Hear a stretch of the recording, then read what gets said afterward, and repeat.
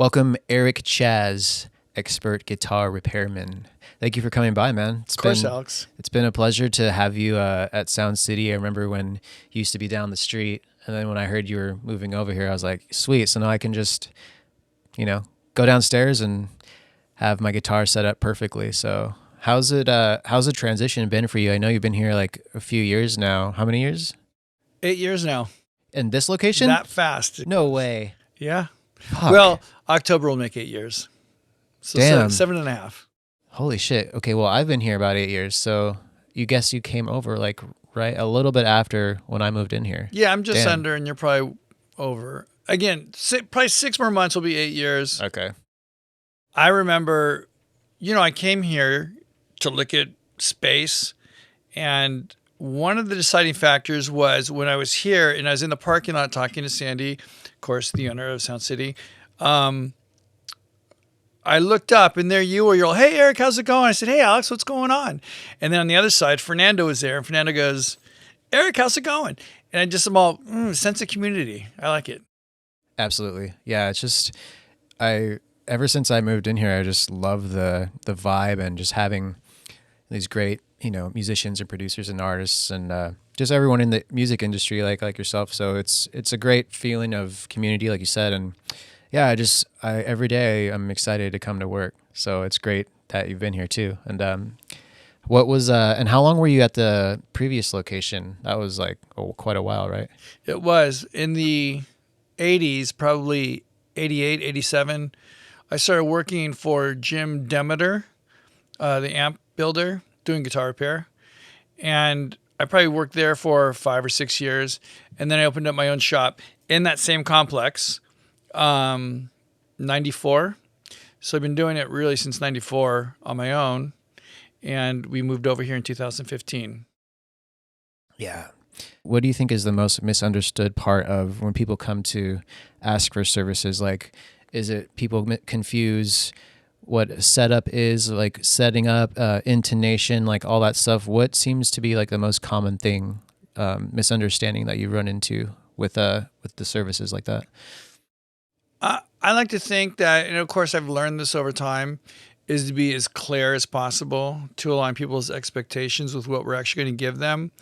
I would say the most misunderstood thing might be what to expect from the guitar. In other words, if they come in saying, hey, I'd like my string super low and I hit really hard, but I don't want it to buzz at all. Right. I'm very clear to say, I can't help you with that. I can't do it. But here's what I can do. We can make things even and consistent to help minimize that. But we can't. You have more to do with how clear the note is than what I can do, because I can make it super high and hit the guitar hard and still make it buzz. So it's really kind of this relationship between the way you play, the really faulted design of the guitar, and then of course what we can do. Mm-hmm. In other words, not every note is going to be in tune up the neck because you have 1 fret for 6 tones. That repeats itself 22 times.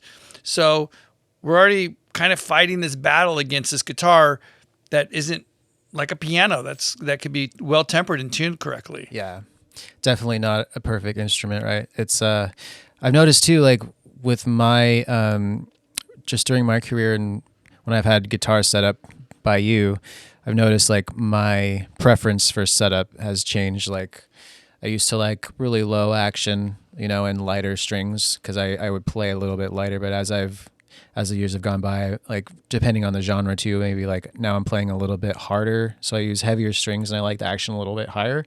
So yeah, it makes sense when you say like if a client or an artist, they want their whole guitar to be completely buzz free with like perfectly low flat strings, but if their playing style is very aggressive, then like that's going to be a problem, right? So maybe they don't really like the super thick heavy gauge strings and high action, but that might be what's best for their playing style. So just like kind of figuring out the compromise there is like, yeah. Sure. Yeah. And I tell people, whatever you want is what I will give you, and that's what you should have because that's what you want. But what comes along with that is poor playability or it's going to buzz too much. But again, it's my job to make that clear, spell it out. Yeah. And then you guys make the decision on what you want to do. Gotcha. I looked on your biography, and I'm just curious, what was the major deciding factor for you to go down this path? Because I know you played guitar. So what was there a specific moment or a specific realization that made you go, I want to be part of setting up guitars and the repair and building and the functionality of guitars rather than being like a full-time musician? Yeah. What was the turning point for you? The turning point was probably like a period of 10 years. So real quick, I probably was like maybe 11, 12 years old. And I was playing with my friends in the street. We were playing hockey. We got bored. I said, hey, let's start a band. And two of us played guitar. And through that whole process, I started taking my guitars apart and fixing them or modifying them or just curious to see how they worked. I have pictures of me with a card table in my bedroom on the weekend with my Stratocaster, my Squire Strat, millions of pieces. My parents were very supportive of me, and they would always loan me money to buy guitars, and I worked very hard to pay them back.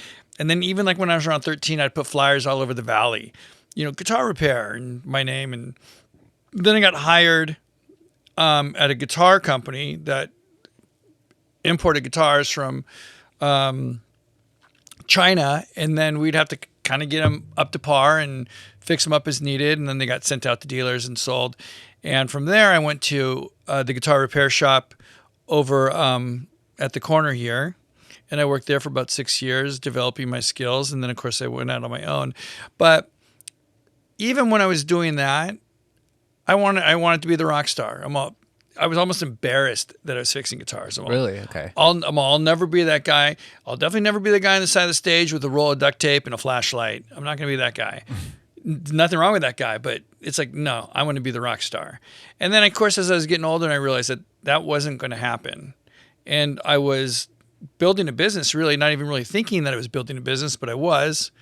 It just kind of happened naturally. So it was just this kind of long progression of me realizing that my dream of being a rock star wasn't going to happen. And I'm kind of falling into this thing that's working well for me. And just like you, I really enjoy what I do. I really like doing it. It's like, I'm not embarrassed to do it, but yeah, it shows, man. Like you're so passionate. And every time I go down there, like you greet everyone with a smile and like some witty saying or just something like it can really tell like you love being there every day and helping people with their instruments. And yeah, absolutely shows, man. So when you started, it became like, okay, this is my day job. This is how I'm making money, but I'm also still playing music and, playing in bands and pursuing the rock star thing. But you're saying over time, you just decided, okay, I'm going to settle more into this and just realize this is what I meant to do and just go 110% into building my business. Yeah. And I played in a bunch of bands. And of course, I'm fortunate enough, and so are you, to be in the LA area during my formative years. So we were on the Strip in the late 80s, early 90s, and I really made a run for it, but I knew it just wasn't going to happen. So yes, at the same time, my day job was fixing guitars, and I was getting paid for that. And of course, I was paying to play music and getting paid to fix guitars. This isn't working out, but this is working out. And it's a great job. And I'm sure you've come in and I've had a scowl on my face. If I have these deadlines I'm trying to meet and the phone doesn't stop ringing or people don't stop coming through that door, it's hard for me to meet those deadlines. It's a good problem to have, though. I remind myself when I go home every night. Absolutely it is. Yeah. I'm very grateful for what I can do. But in that moment, sometimes I love what I do, but that 20-minute thing has been sitting there for 6-7 hours. And I'm not exaggerating. It's like, but again, that's what facilitates doing that 20-minute thing. And again, very grateful for it. So what were some of the band names that you had back then? Like what were some of the projects? Like the names of the bands you had when you're playing music? The first band that I joined that played out was called Clarabow. And so the first show I played was at the Roxy. And I was 17 years old maybe. And then I joined a few other bands. And then I started a band called Looker, which is kind of weird. What kind of music was it? Late 80s, Sunset Strip, cock rock. Yeah. Hell yeah. Yeah. So yeah, just kind of just rock, common denominator rock. So from there, when that wasn't working out, I joined a band called Pretty Vacant. And the band had a record out. We've done some recordings, and we did really well on the Strip. On Gazzari's, we had our Star on the Wall, top 10 bands at Gazzari's. Nice. Shows are always pretty packed. When did Gazzari's close? Because I've never went, but I don't know if it was even open when I was like able to go to shows. Do you remember what year that? Well, thank you for making me feel really old. I'm going to tell you, if I'm off by probably only a year or so. It closed maybe like around 2000, and then it turned into the Key Club. Okay. Yeah, because that's when 2000, I was a freshman in high school, but I did go to the Key Club later. I think I played a show at the Key Club when I was 16, 17, around 2002-ish. So yeah, I did go to Key Club, but so yeah, I didn't even know that Gazzari's was a Key Club. So yeah, and I saw shows at the Key Club, and you played there. It's a very nice, slick club. yeah, And Gazzari's was more like a treehouse. But I love the vibe there, and it's probably one of my favorite places to play. Troubadour was great. The Roxy, the Whiskey, they're all great, but we kind of rotated around between those clubs, again, trying to get the big deal. And here we are when I remember we were at Rock City News. I don't know if you remember that magazine. Yeah. Doing a layout for an ad for a show that we were playing. And when I was there, on the wall, they had pictures of Alice in Chains and Pearl Jam. And I didn't really think too much about it, but I just found that was interesting. Well, Alice in Chains and Pearl Jam. And then the tide was changing, and I was being left behind. And it's like, oh, okay, that's a sign that things are not going to go my way. Did you play Viper Room? I've been to the Viper Room. I've never played the Viper Room. What made you realize, or when you just said you felt left behind? Was it just like, well, did you feel like the time had passed, or were you just kind of sinking more into the business? Like, was it just? It sounds like you had really like fantastic self-awareness, because I think it's hard for a lot of people to let go. Like they have like a dream, but maybe their dream shifts into something else that they maybe didn't intend to be their life, but then like the path is cleared that this is going to become my life. But so when you saw those posters, like what do you mean like you felt like the tide has shifted? Yeah, Because you were still pretty young at that time, right? Yeah. Yeah. Early 20s. Yeah. I remember going back a little bit further than that, being maybe 20 years old, putting out ads in the Recycler or Music Connection, and we'd get a call from a bass player. I was playing guitar at the time, and the first questions were, how long is your hair and how old are you? Yeah. And if the guy said he was 22 or 23, it's like, ooh, strike one. Really? Okay. Yeah. So I think for me, it was more of, I just knew that I didn't have what it took to make a living doing that. And when bands like ours that were still getting signed, I go see them and say, oh yeah, well, they're just simply a better band. But fewer and fewer bands like mine were getting signed. So it's like, okay, well, those bands have to be really good, and I just don't think that we're at that caliber. Okay, So. I gotcha. Yeah, I can relate to that, because like when I went to music school, this was in between 2004 and 2006. I went to MI, and I remember there's one teacher which like grinded this into my mind at the time. He said something like, if you haven't made it before you're 30, then you're never going to make it. So that's always been in my mind, So Hey, good job telling a student that. That's awesome. I know, right? I was like, fuck. But I think in this day and age, that's not true, because with the internet and social media, it's like, I don't think it really matters that much anymore. But I remember back in the day, yeah, it was more like, there was more of about, well, you have to be in your early 20s to make it big and get the attention to be a star and all that. So I get where you're coming from with that, and I did have that mentality when I was younger too. Like there was a lot of pressure to to do it as soon as possible, to be like, in your youth and whatnot. Yeah, I still struggle with that because I'm 37 now, and I've done a lot of things that I've always dreamed of, but I haven't done like the major things that I dreamed about when I was like, I don't know, 16, 17. Like I've done a lot of it, but there's still things I would like to do. So I still think like, well, fuck, I'm past 30, so just give up. But I don't give up, but it's just like that is still in my head, you know what I mean, from that one fucking teacher. But yeah, I get it. I think some people still relate to that, like, well, the time has passed, or some people have the mentality of like, well, it doesn't matter how old you are, as long as, if you write great music, if you're a great artist, like there's the internet, so you can put out your music and you never know. But yeah. Did you have like a change of clients, or was there any kind of difference when you moved to Sound City? Like, did you have like a burst of new clients, or did you pretty much transfer everyone? I'm just curious, like, what was the main difference for you when you moved here? Well, one of the deciding factors was, if we move, will our clients be able to find us? When we moved, I had my refrigerator on a dolly on a Sunday, walking it down the street, and it took about 3 minutes to do that. So we were close enough where we're not going to be geographically undesirable to someone who we were geographically desirable for. So there's no problem with that. There was no shift, but I do remember when I was considering doing it and talking to Sandy about it, you always think, well, if I do this, how will it be a detriment to my business? Moving my business, and I'm not there anymore, and I've been there since I was a teenager. And then I had this moment where, if I don't do it, how will it be a detriment to my business? And when I had that moment, I'm all, okay, now I'm comfortable doing it, because I'm thinking, this really is a better place for me.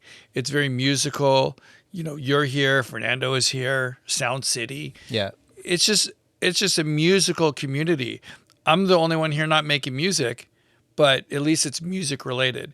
So I don't think there was really any shift, and my business is growing.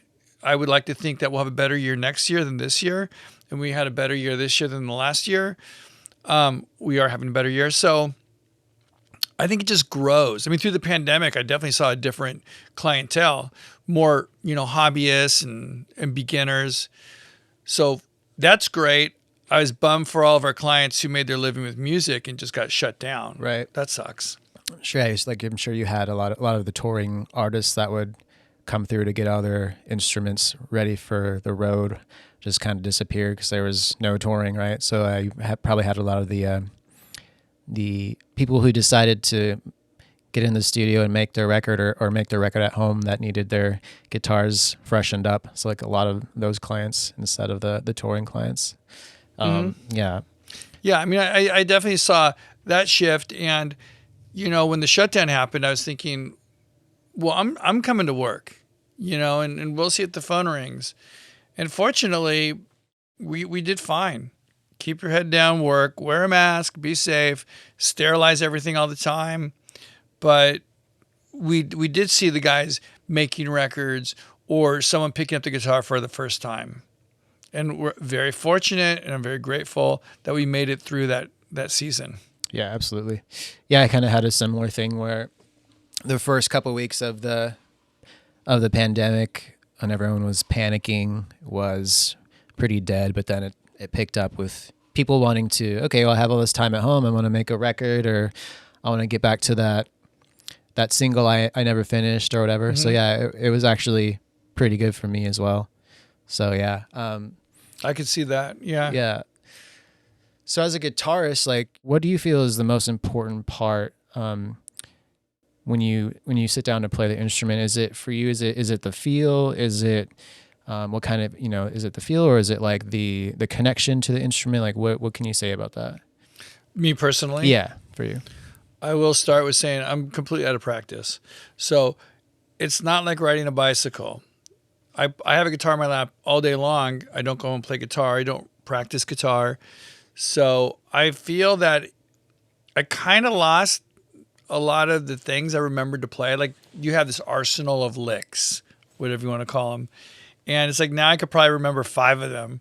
So I think I've lost a lot of that, and I took guitar lessons, and you try to kind of keep things within the laws of theory, but the guitar players and musicians who do well kind of know the rules but don't really pay attention to the rules, and play by feel. Yeah, totally. I have this one client. She's a big artist, and this is now, like you said, your teacher told you something many years ago and you still remember. This is many years ago, but I still remember. And she's on stage and she's playing with another well-known piano player, and they were jamming on stage. And he said, all right, let's do this in the key of G. He just yelled out to the band on stage.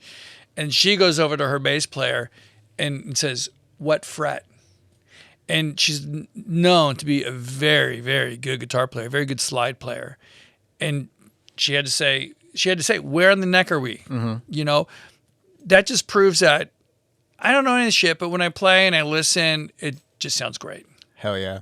There's a lot of kind of like the technical music theory people that would frown on that or say someone like that, oh, you're not a real musician because you don't know where a G is on a fretboard, which, I mean, you should know where a G is on the fretboard, but I disagree. Like, I think if you can grab the instrument and make magic that millions of people can love and relate to, it doesn't matter. All that stuff, music theory, like, yeah, it's important and it has its pros and cons, and yeah, I use it, but I think there's something so much more special about a musician that can just sit down at the piano, the guitar, they just create the most amazing music, but they, you know, maybe they can't read music or like whatever, but to me, none of that matters, man. And I can really relate to musicians that are all about feel, like you said. So I think some people just kind of hang on to that too much, like the theory stuff. So, well, these are the people, and there's nothing wrong with theory at all, but these are the people that spent so much time on theory. They're probably a little bit bitter about the person who's making a lot of money playing music that doesn't know any theory. I mean, I would think I'd be a little bit bitter or upset about that. Yeah. But you're a musician. Your job is to make music. And however you get there, great. If Right. you know theory, and within theory you can put song structure together and arrangements and create something that connects with people, terrific. If you do it another way, terrific. It's art. Who cares? We just know that painting is amazing for whatever reason, but how the artist got there, you know, that's irrelevant. Yeah, like when I went to music school, it was a contemporary school, but it was a very jazz oriented curriculum, and I learned a lot about music theory and jazz and all that. But a lot of musicians and guitarists, like, they were very, very strict, and they were extremely good when it came to they could play any scale that you throw at them or name whatever, any mode. They would know it and they would play it, and they could, you know, solo over all kinds of crazy jazz chord changes and whatnot. But a lot of them just couldn't freaking write a song. You know what I mean? So I'd rather work with people that resonate with the listeners and can write a song and just have that feel, man. But totally. And it's like, let's say you're on a session and you're in the studio and you got to lay a guitar part down for, you know, a big pop star. Nowadays, it seems like, and I don't know because I'm not in the studio, but it seems like guys are being asked, okay, what would you do with this section? And you have to be creative, which is going to come more from the feel aspect of it, as opposed to like the Wrecking Crew. They've got music put in front of them. They knew how to read it in real time and play it perfectly.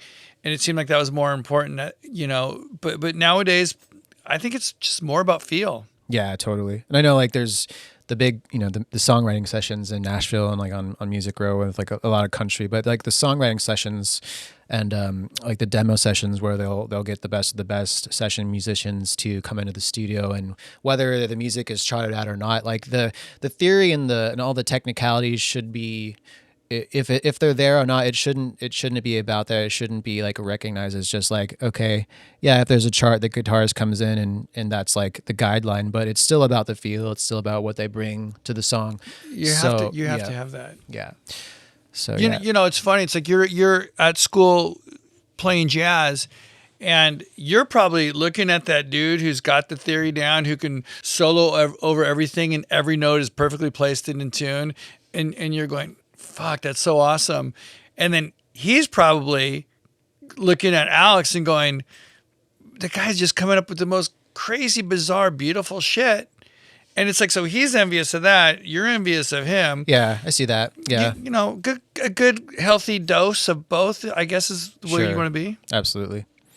So I'm curious what, looking back on your career from today, like, and you've seen the evolution of technology with guitars and, pickups and body shapes and different headstocks and different tuners and the Evertunes and the different, like, all the stuff that has been evolving over the years. So what was like one of the hardest things for you to adjust to? Was it like the different technology with guitars, or like was there anything that you had an issue, like, that was kind of a struggle for you to get used to with like the changing technology of guitars, or was it all like pretty a gradual evolution, or what can you say about that? What I do for a living almost requires no evolution. The most popular guitars today are guitars that were made in the 50s, which is awesome because I can spend all my time just honing my craft. I don't like, if you're in IT, you have to constantly keep up. If you're an accountant, you have to constantly keep up with tax laws. Yeah. It's like what people like today are what they liked 60 years ago. Stuff has come out, and yes, you mentioned the Evertune, great product, and if it's worthy and people like it, I learned how to install it. There was this one crazy. It wasn't a Chaos Pad, but it was this thing where it was kind of like a Chaos Pad meets MIDI, where you can have the whole orchestra on your fingerboard, and it does all this crazy weird stuff. Like it was an Antares, or I don't know what it was, but it was really involved, and I put so much time into trying to master that and figure it out, and really learn how this works with all the computer software that goes along with it. And I don't think I really ever got there with that. And guess what? It's not, I haven't had one job like that come through the door since that one time I was trying to figure it all out with the first job that I had. In other words, I get to, if you're a doctor, well, you got to go every year, spend 30 hours on probably more on training for new technology. Guitar technology doesn't really move forward. It's just all about the same stuff. I'm constantly challenged by my job. I finish jobs all the time and say, could I have done that better? Or I know better than that. Why did I do it that way? So every day is a challenge for me. And it's about stuff I've been doing for the last 35 years. When I quit, or when I give it up, I will not know what I probably think I should know about guitar repair. So it's just like you with your craft. You never master it. Of course I'm not even close. Yeah, I'm just doing my best. I think there's something to say about that. Like all the greats never sit there and go, well, I was fantastic. I nailed everything this year. I did fantastic today. Like, maybe you did better on certain days than others, but you'll always be thinking about how you can improve next time and what you can do better. So that's a major commonality I've noticed with the best of the best in a lot of different industries. So I think just the fact that you said that, that just it proves that you're amazing at what you do, and I think that's important for people to realize. Like, never always check yourself, always be humble, always try to improve. If you're looking back on something you've done, a year in the past, even 6 months, a few months, and you look back and you say, yeah, I could have done this better. I could have done this better. Then like you're progressing and you're constantly getting better. It's like you don't want to be the person that thinks everything they do is amazing all the time, right? So I guess when you said there's no evolution in what you do, but and of course there are advancements in guitar, yeah. but almost nothing compared to so many other industries. But I really do feel like, really, how did I get this far? I show up early. I work my ass off. I feel like I'm available. I'm putting the time into it. And I think that is a big part of why I'm still around. Like, I'm sure I can listen to one of your mixes and say, oh my gosh, that's incredible. And then you're going to point out all the things that you would do differently if you did it over again. But what are you talking about? It sounds great to me. Yeah, that's totally my problem. Like I know like most, like I was just talking to Will Kennedy, and it's like, it's really hard to, we always look at our work, no matter, how long we've been doing it, we always look at it or listen to it and be like, well, yeah, like you said, point out all the things you don't like or could have done better. But, if you've been doing it for a long time and people like your work, you would hope that most people would kind of just hear or see the good in it instead of pick it apart. But yeah, I always pick things apart. That's just part of it. Yeah. Yeah, you're your worst critic. Yeah, totally. I remember reading this article with, I bet Mutt Lang, if you say, hey man, can you do better? I'm sure he says yes. Of course. I remember this one engineer producer, I read an article and I don't remember who it was, but he says, he's very, very well known and many hits. I'm just waiting for someone to tap me on the shoulder. I'm behind the desk and someone taps me on the shoulder and says, okay, come on. That's enough. Totally. Imposter syndrome. And it's like, really? Yeah. You've made multi-platinum records and I know who you are. But he's like, that's the way I feel. Yeah, I think that'll always be with me no matter what I do in the future. It's probably a good thing. I think it is. I think at the end of the day, it is a good thing. But yeah, it is, it can be a little, it could just be like, it can get old because like, man, you're ever going to give yourself a break and just chill and just be proud of stuff you've done. But it's gratitude. And like the hardest time of the week for me would be putting my feet on the ground as my alarm is going off on Monday morning. It's like that moment is the beginning of my week and it doesn't get any longer than that. But the first thing I say, and I do mean it, I say, God, thank you for Monday. And I'm at work. I'm like, thank you for letting me be here. I mean, what the fuck? I could be a paraplegic. I could be a quadriplegic in bed, wishing I can go to work. I'm so grateful that I can get up and go. That, yeah, it's Monday, but guess what? I love what I do. Maybe, between all the phone calls and the foot traffic, I get frustrated because I can't get my work done. But I love what I do. And it's Monday. And if I'm ungrateful, that's not okay. So, And it helps too. It helps to give gratitude out loud. Like say out loud. I say, God, thank you for Monday. And then as I'm driving home, the same thing. Thank you for today. That didn't have to happen, and it did. Thank you. Yeah. So don't get me wrong. It's like I enjoy spending time with the family and having a drink on the weekend and relaxing. And of course, I look forward to that time. But I am very grateful for every day during the week as well. Absolutely. Same. Yeah, and even if, you're having a bad day or things, you didn't get that gig you want or whatever, I just always try to think of the positive and be grateful because, yeah, like you said, you never know. Yeah, I think it's so important to just be grateful and humble and appreciative. And like when you said, you're so grateful for what you do and you show up early and you leave late, like even after all these years when you don't necessarily have to do that, like it shows so much. Like, and I always try to lead by example. You know what I mean? Like I try to show up to sessions early, be ready early, be available to people who need help or be available to clients. And it's amazing. You do what you said, you show up early, you're available to clients, you have humility. Battle's half won, because not everyone's that way. Yeah. And the people who aren't that way, it's like, they're not our competition. And that's, you would think the common sense thing is, be on time, be available, be polite, have good people skills, but not so common. So if we can do that, it kind of puts us ahead a little bit.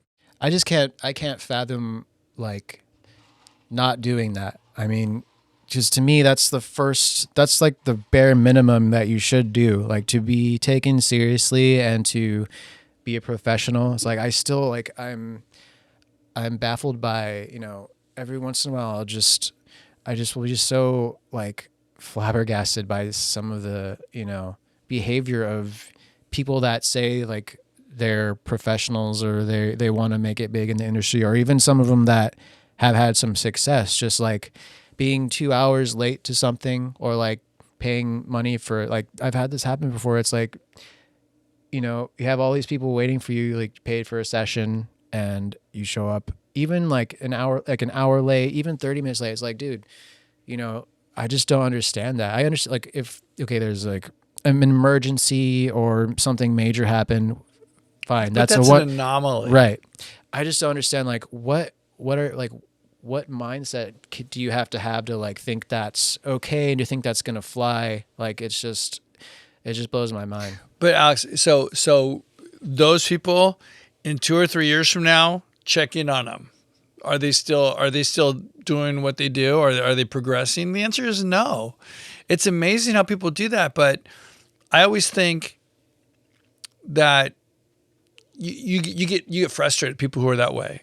But thank God there's people that way, because the people who do dig in and work hard are gonna move ahead, and we're gonna move past those people. And I haven't even talked about, my abilities to do what I do, or your abilities to do what you do. Just showing up on time and having good people skills goes a long way. That's half of the battle, man. Like, just showing up for the gig is, and being polite and doing your best to be positive and showing up every day on time. That's like, you've already made it. I mean, that's what it seems like. It's such a hard thing for a lot of people. It is. And we can say this, and people can watch this or listen to it. They're not going to change. It's almost like it's built into them that they're lazy. They make excuses for stuff. Yeah. And it's like again, we're not talking about how good we are at what we do. We're just saying, I'm here. I'm available. Just, yeah, making the commitment to, like, committing a career and never giving up and showing up every day, regardless if you feel like shit. Like, yeah, there's going to be days where you have an emergency or a family thing, but that's an exception. Like, every single day, just showing up and not complaining, not just, that alone says so much to me about, as an artist, as, a musician, as a guitar tech, as a guitar repairman, like all these parts of the music industry. It's like, I just respect that so much. I work with all kinds of different people, like at all different skill levels, and I feel so much closer to people that have that basic understanding. Like, I can always rely on this person to show up when they say they will, to be on time. Like, and they have that respect and understanding. Someone like you, like, that's who you are. That's who I am. So it's really hard for me to like work with and have people that aren't like that in the professional circle, if that makes sense. Mm-hmm. So anyway, any other things you want to touch on, or anything you're looking forward to for 2023? Like, any big projects you've been working on, or gosh, what am I working on? Alex, here's my routine. I wake up very early. I get to work as fast as I can. I work hard. I go home. I probably shouldn't eat at 9:00 at night, but I do. Me and my wife are, okay, what are we going to catch up on? Ozark or Narcos or whatever it is. And after about 20 minutes, we're laying there and she's doing this to make sure, and if I don't, and I'm awake. 5 minutes later, and there's no response, I'm sleeping. Then I get up and then I do it again. So it's just like, it's kind of boring, but what I'm working on is what we were just talking about, is just doing our best and showing up. There's no crazy big projects. I'm just glad people are coming through the door, and I am so grateful that I am challenged every day. And I look at things that I do, and, well, I could have done that better. And if I get to the point where, like, I'm not challenged by anything, it's like, well, that's going to suck and it's never going to happen. But what I'm focusing on is just trying to overcome some of these challenges, getting better at what I do. I really would like to be better at what I do. That's my challenge for 23. Hell yeah. Love it. I think that's a great takeaway for everyone listening too, is just be humble, always try to improve and be passionate about what you do.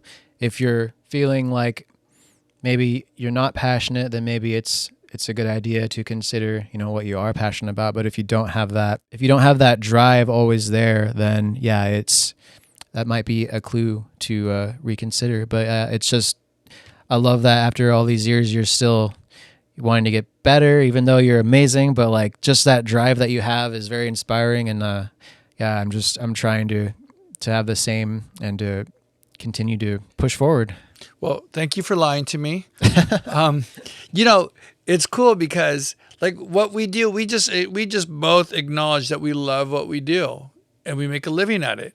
If we worked in a cubicle and we hated what we do, like that would really suck. So I'm glad that I'm challenged by something that I enjoy doing. So it's as long as I can do this as long as I want, we're all good. Absolutely. Well, thank you so much, Eric, for coming by. It was a pleasure to have you finally come up for a chat. And yeah, man, I look forward to sending more guitars downstairs this year. And I appreciate all your hard work for all the years I've known you. So thank you so much. Hey, I thank you very much. I look forward to seeing you in the parking lot as we're getting into our cars together and saying hello and goodbye every day. Absolutely. All right, Eric. All right, Alex. Thank you. Cheers.